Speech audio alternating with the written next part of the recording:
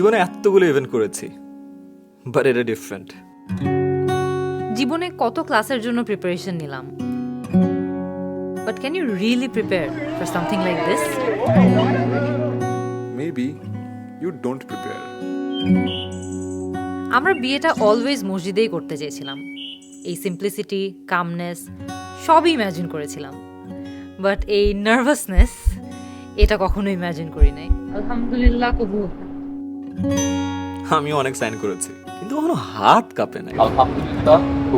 এই ফিলিংটা নতুন, একটু অদ্ভুত।